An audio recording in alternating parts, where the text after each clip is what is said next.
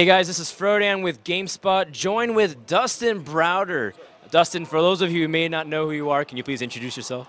My name is Dustin Browder, and I'm the game director on StarCraft II. All right, Dustin, so explain your day-to-day activities as a game developer for StarCraft II.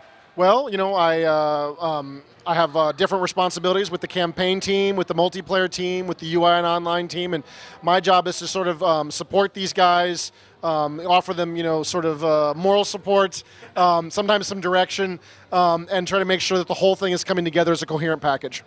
Let's actually talk about matchmaking for a while, mostly focusing on the multiplayer.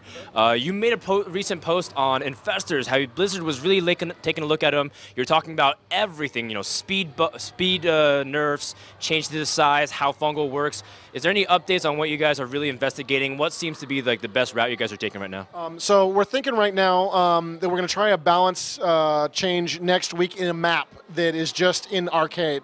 And we're going to try some different stuff. I'm not sure what the final sort of direction is going to be at this point, but the last thing, an email I got from the office was doing something with psionic units being immune to fungal growth as a way to promote use of High Templar and Ghost. That would be something we would test immediately in the next week or so, just again in a map, not on the live service for anybody, but just to see how that works. We're also testing internally a projectile on fungal growth, as a way to allow a little bit of missing with that ability. You know, the EMP has a projectile as well. It's a very fast projectile, but even then, there's a little missing that happens sometimes because you have to time it just right, which means especially faster units tend to escape it, right, which would be very important for fungal growth. It means units like Phoenix, units like Mutalisks might have a chance to get away. If they see an Infestor coming, he throws the fungal growth little ball of doom, and some of the Mutalisks might get away. Some of the ones in the back maybe get caught, but some get away, and that might create some of the uncertainty around the spell that we're kind of looking for. So it's not just quite as dominant as we're seeing it today in a lot of the games. That's actually a really important point because most people say it's not necessarily just how powerful fungal is, but it's also very easy to use, and increasing the skill would be a really beneficial way. In fact, let's actually broaden out the scope and say, how do you guys feel about the state of StarCraft II, especially since a lot of people are complaining about race distribution across tournaments? Do you guys see that as a problem, or do you generally feel content given some tournaments still have other races as winners? Yeah, I mean, it depends on what tournaments you look at. We take a slightly broader view. I think a lot of our fans will look at a single tournament and say, well, that proves it. Right, this is the tournament that proves whatever I'm seeing out there, and we certainly try to take that seriously. But when we look at the broad swath of tournaments, we are seeing a pretty decent distribution across the board. For us, a really serious problem would be if everybody here today was Protoss. Everyone, not just like, or all but one. Like that'd be like, oh, we're in trouble, right? But that hasn't been the case yet. We are seeing still a decent distribution across all three races. So there's obvious things we can do better. There's obviously the way the game plays could be a better experience in many cases. We do have certain strategies out there that are a little too dominant for us right now, or certain strategies that are very difficult to counter once that strategy kind of becomes engaged. So those are the kinds of things we're really looking to fix. We don't really believe we have a core distribution or major imbalances between the races, but there's definitely a few places where we're seeing problems, and this is one of the things that a lot of the units in Heart of the Swarm is going to allow us to address. You know, if you look at something like Protoss versus Protoss, I saw a couple games here today before I went into interviews. You know, I saw one great game between Grubby and Huck where it was extremely diverse. It was Immortals, it was Sentries, it was Warp Prisms, you know, it was Stalkers, it was Zealots. I think there were some DTs involved, Observers. This is getting pretty diverse group of units, right? And then the second game was almost all Colossus, right? Which is more traditional for what you see for Protoss from Protoss when it kind of goes bad on us, right? And again, it's still a lot of units in play, but it's all about the Colossus, right? And this is not kind of where we want the game to be. And then a unit like the Tempest in the Heart of the Swarm really allows us to point a gun at Colossus and say, you can build Colossus. If you build 9, he's going to build a bunch of these Tempests and you're in a lot of trouble, right? And it allows us to create more tension in the gameplay. And so that's one of the things so exciting for us in Heart of the Swarm is we've got 2 years now of pro gamer play and tournament play and ladder play and new user play, right? All of this knowledge and experience has sort of been gathered together, and now we get another swing. We get another chance to take all of that knowledge and pour it back into this game and see what comes out the other side. So we're very excited for Heart of the Swarm and what it can do for us for balance. Great answer. Variety is the spice of life. Let's actually continue the discussion on Heart of the Swarm. How do you guys feel about the current progression, considering that you guys started off with the Warhound, of course, a bunch of controversy, took out the Warhound. How do you guys feel about the new things like the Widow Mines? You talked about the Tempest. What do you think about the Oracle, Swarm Host, Vipers, etc.? Sure. So I think we're doing very well right now in many cases with Protoss. I'm not convinced yet. I'm just saying it's my sense. We're still very open to that not being the case. But the Mothership Core is doing a lot of really good things for us in the early game. It's also freeing up the Protoss from required to going Robo, because now they have a detection ability they can kind of use. It's not a great detection, so Robo's still a good idea, but it's not a requirement. And that frees up the Protoss to consider Stargate. It frees up the Protoss to consider Twilight Council, which allows the Protoss to get Blink Stalker and Charge Zealot much earlier than possible, which is further a buff to their gateway units. Lots of good things surrounding the Mothership Core as a result. It's a much more complicated unit than it appears to be, because it's so early, it opens up a lot of strategy of the Protoss that simply was not possible before. I feel like the Tempest is doing a lot of really good things for us. In fact, it's a little too powerful for us in many cases right now, but it's doing a lot of great things for us in PvP and in PvZ, where Broodlords can be a real problem for Protoss players. I mean, they've got some tools, but not a lot of great tools. And this gives them, again, a way to fight back when things get a little too Broodlordy around them, right? And again, as we were discussing in PvP, again, the Tempest is doing good things for us.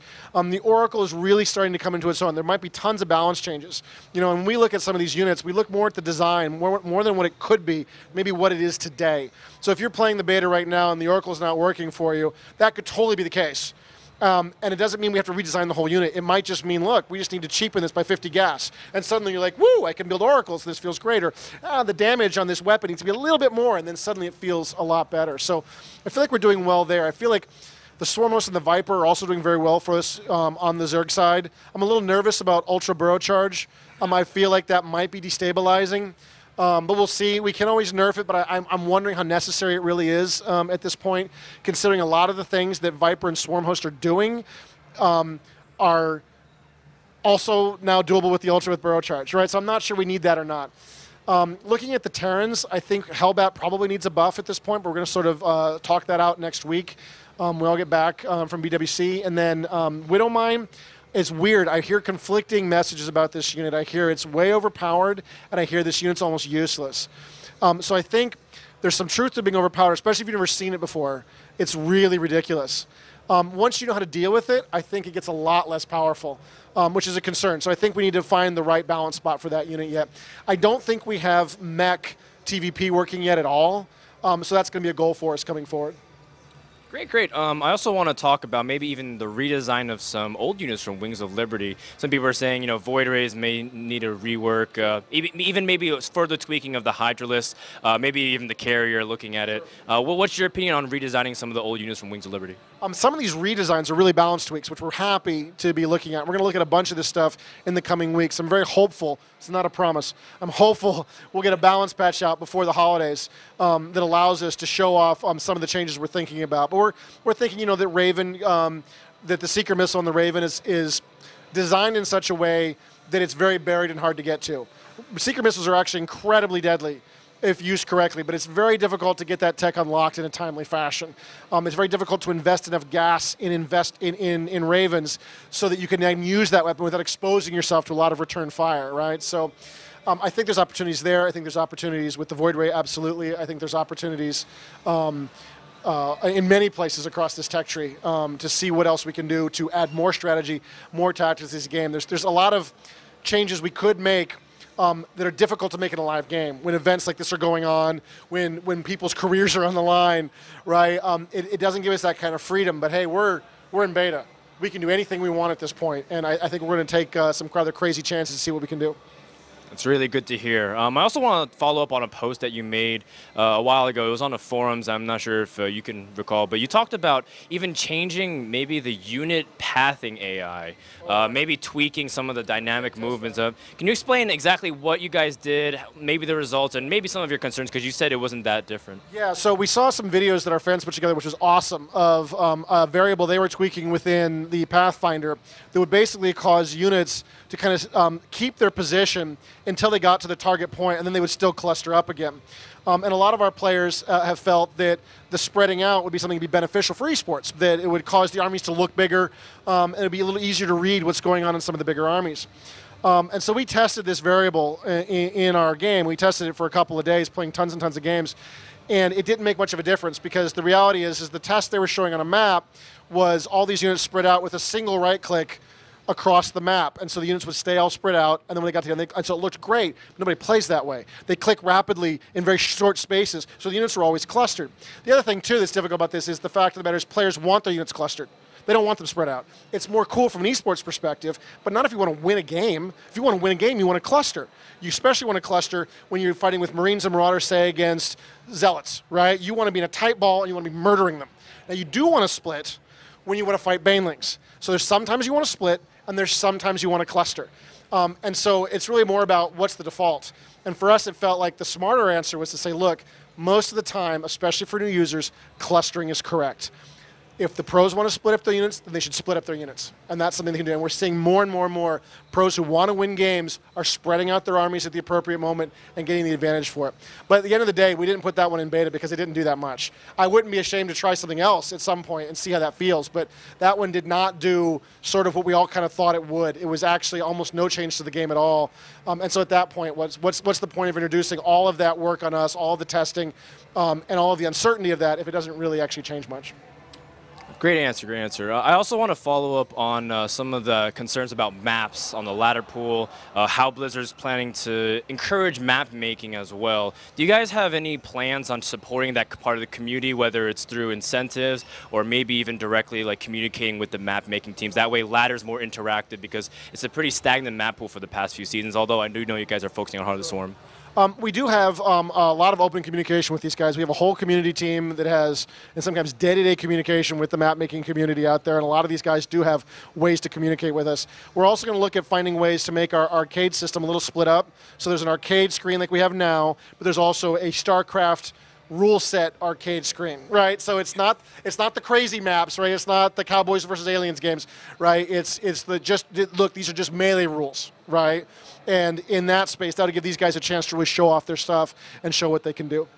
Speaking of which, are you guys happy with the way arcade's been changing ever since the big arcade patch in 1.5? Explain maybe anything that you guys are planning to do, change it, or are you guys currently satisfied with the state? It's been going very well for us. We're always looking to tune all of our systems, right? And we've gotten more feedback from the community about how that can work better. But honestly, it's going very, very well for us right now. The Fun or Not system has been very good at elevating a lot of maps up to the top list. We still do see some stagnation in that top 10 list, which I do feel is legitimate. Those are the maps people are playing and like to play, even if you hate them or I hate them or somebody hates them, right? Like, these are the maps that people are actually enjoying.